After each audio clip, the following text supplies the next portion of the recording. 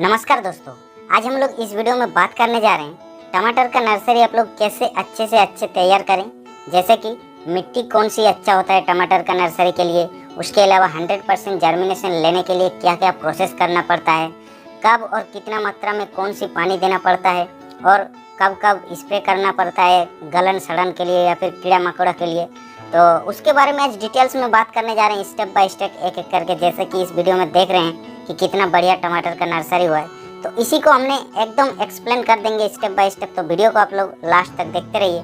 तो चलिए वीडियो को स्टार्ट करते हैं। तो सबसे पहले बात कर लेते हैं टमाटर की नर्सरी के लिए मिट्टी।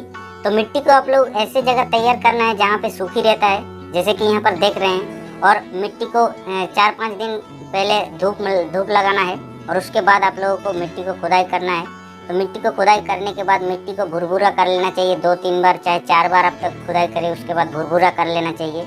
और भुरभुरा करने के बाद किसी लकड़ी या हाथ से ऐसे एकदम प्लेन कर लीजिएगा और एकदम बिल्कुल प्लेन होने के बाद पत्थर उत्तर जो है सबको हटा देना चाहिए। उसके बाद कहीं से अगर अच्छा मिट्टी अगर आप लोगों को मिल जाता है तो मिट्टी को पहले आप लोग ले लेना चाहिए।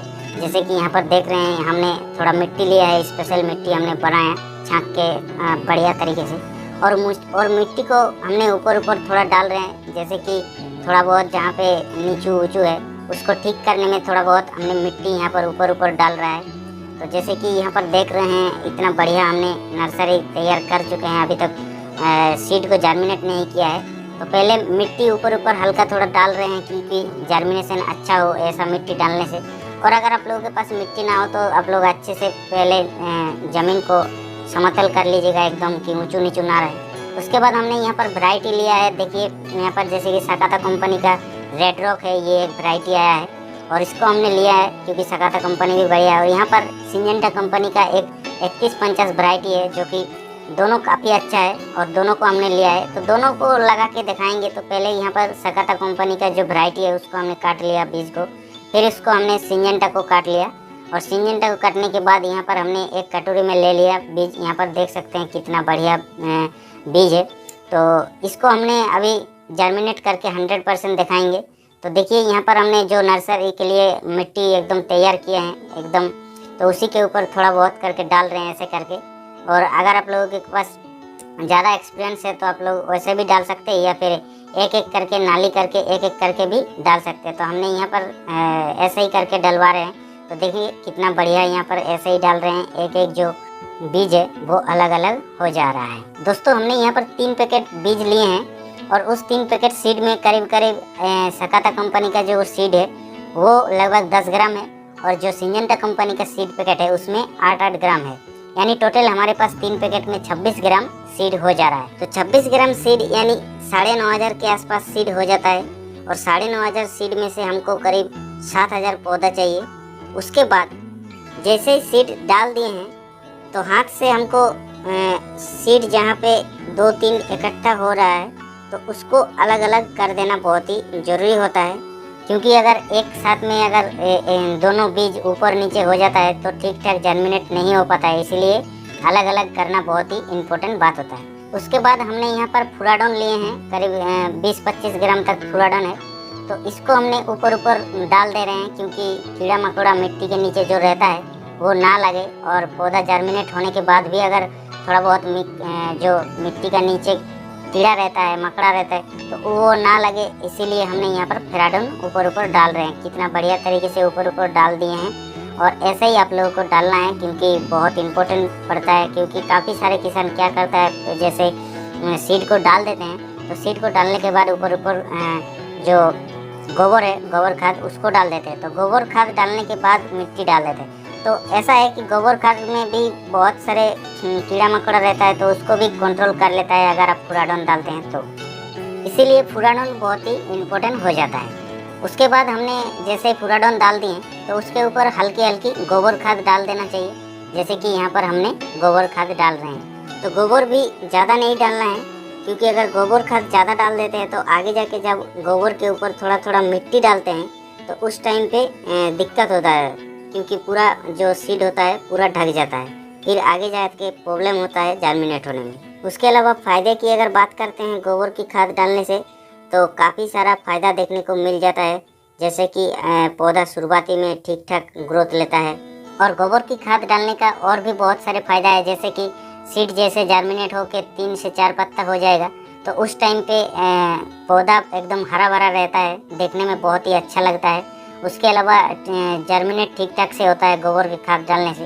तो इसीलिए गोबर की खाद बहुत ही मायने रखता है सीड को जर्मिनेट करने में और पौधा हरा भरा रखने के लिए। तो हमने यहाँ पर गोबर की खाद बहुत ही अच्छी तरीके से ऊपर ऊपर हल्का हल्का डाल दे दिया। अब बात आती है उसके ऊपर मिट्टी डालने का। तो मिट्टी आप लोगों को ऐसा लेना है जिसमें पत्थर वत्थर ना रहें और मिट्टी पूरा एकदम साफ हो, भुरभुरा हो, जैसे कि यहाँ पर देख रहे हैं कितना बढ़िया मिट्टी है।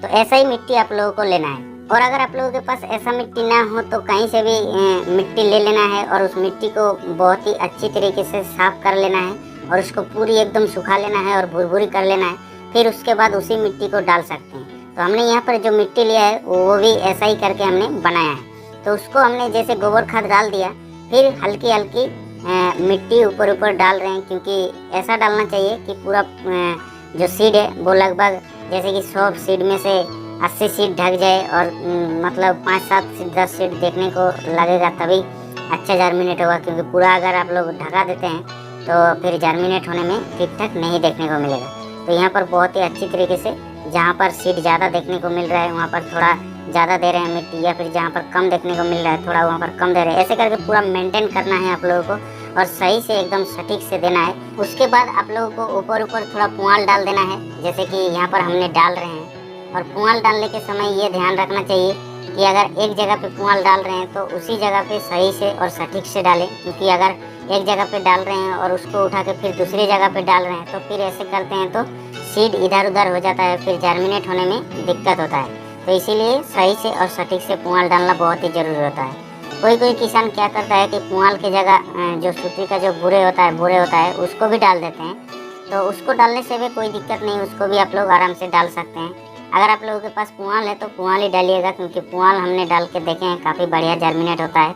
सूतरी का बस्ता तो हमने देखा नहीं कैसा होता है, इसीलिए हम प्रेफर कर रहे हैं पुआल को। तो आप लोग पुआल भी डाल सकते हैं और सूतरी का बस्ता भी डाल सकते हैं, कोई दिक्कत नहीं। अब बात आती है पानी डालना। तो पानी हम लोगों को कितना डालना है और कब कब डालना है। तो जैसे कि सीड को आपने लगा दिया, सब तैयार हो गया, तो उसके बाद यहाँ पर जो पानी है वो अच्छी से डालना है, क्योंकि अगर एक जगह पे ज़्यादा डाल देते हैं तो फिर सीड पूरा इधर उधर हो जाता है, बह के चला जाता है ज़्यादा पानी हो जाने से। तो इसीलिए सटीक से पानी डालना बहुत ही मायने रखता है। ऐसे करके भी अगर आप लोग पानी देते हैं तो कोई दिक्कत नहीं देखने को मिलेगा। तो पानी डालना बहुत ही इम्पोर्टेंट होता है। अब पानी डालने के बाद उसको ढकना है। फिर ढकने के लिए हमने यहाँ पर लकड़ी का ऐसे बना लिया है और उसके ऊपर प्लास्टिक ढक देंगे। फिर 6 दिन बाद आप लोगों को दिखाने जा रहे हैं कि कितना बढ़िया रिजल्ट आया है। तो यहाँ पर जैसे कि आप लोग देख सकते हैं कि कितना बढ़िया आप लोगों को जर्मिनेट होने के लिए देख रहे हैं। और जैसे आप लोगों को पत्ता 2 पत्ता आ जाता है तो उसके ऊपर फिर पानी डालना है। तो पानी आप लोगों को बहुत ही अच्छी तरीके से अब डालना है, क्योंकि ज़्यादा पानी अगर डाल देते हैं फिर पौधा टूट जाता है, उसका जो जड़ है वो काफ़ी मजबूत नहीं होता है अभी शुरुआती में।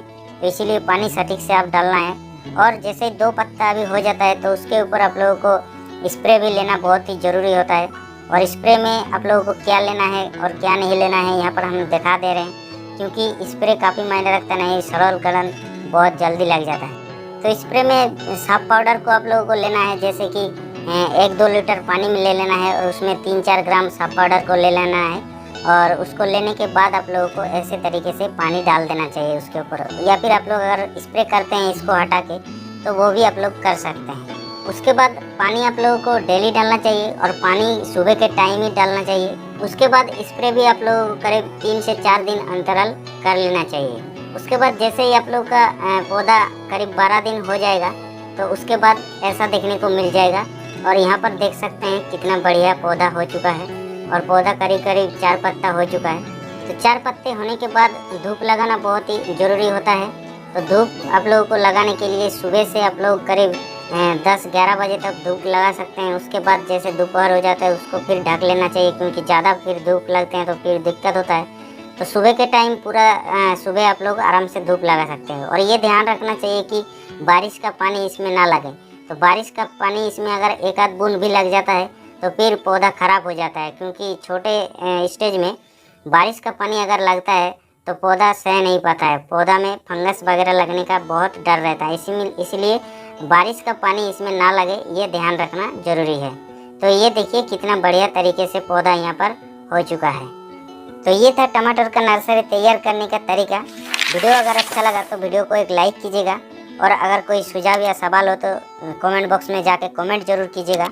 और अगर इस चैनल पर नए हैं तो चैनल को सब्सक्राइब करके बेल आइकन को जरूर प्रेस कर लीजिएगा, क्योंकि हम ऐसे ही वीडियो आप लोगों के पास ले आते रहते हैं।